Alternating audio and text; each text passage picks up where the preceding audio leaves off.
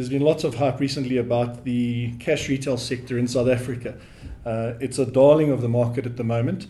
Mr. Price, Shoprite, Checkers, and other companies such as that are on incredible ratings.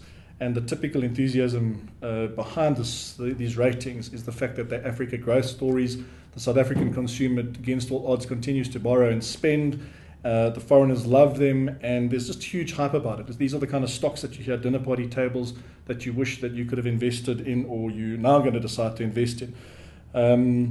Contrasting to that, you get the construction sector, which is unloved, disliked. It's in the doldrums. It's been priced as if the last engineer's gone to Dubai.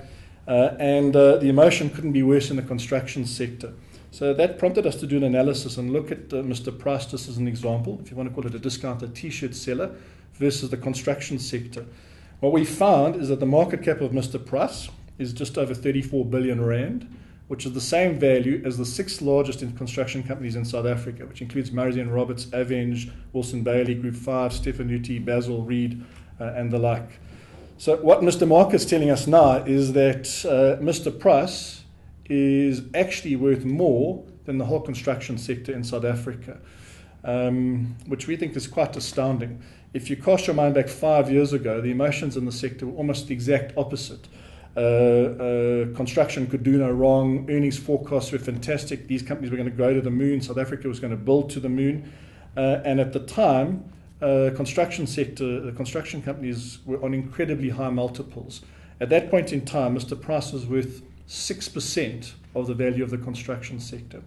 So now, while we know that these markets, these businesses are in very different sectors and there are different issues at play, the question we want to ask ourselves is, at times of emotional pessimism or emotional optimism, what is a good or poor strategy?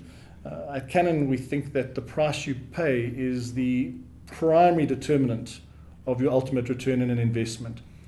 Growth is important in what the share price, what the company does, or earnings prospects, or the market that it plays in, but ultimately the price you pay. If you think about it, if you take the best company in the world, but you overpay for that share, you turn a great company into a poor investment. And Mr. Price is what we see right here at the moment. So at the risk of being lynched by many of commentators in the market, our view is you'd rather own construction at the moment, maximum pessimism, and we wouldn't want to own Mr. Price. Great business, but just very expensive.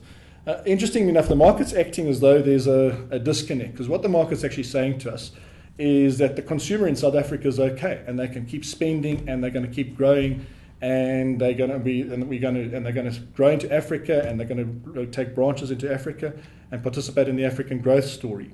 So Mr. Market says that's the one part of the equation. What he's ignoring is the other part of the equation. He's saying, well, the economy in South Africa is so doomy and gloomy, and prospects are so bad for the economy that there's going to be no construction. So therefore, you don't own construction stocks. There's a disconnect here. So do you want to, it's almost schizophrenic now. The consumer in South Africa is part of the economy. How can he keep spending if there's doom and gloom?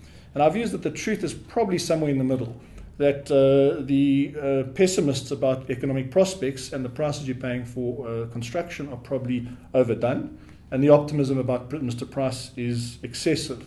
But in the excessive areas, you've got investment risk, and in construction, you've got investment opportunity.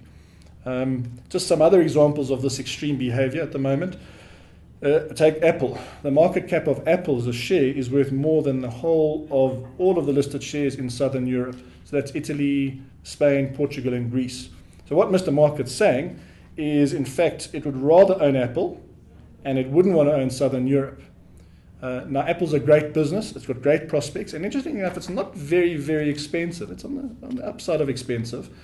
But it's just, the market's just so pessimistic about Southern Europe, and our money on over 5 years would be probably I'd rather in Southern Europe.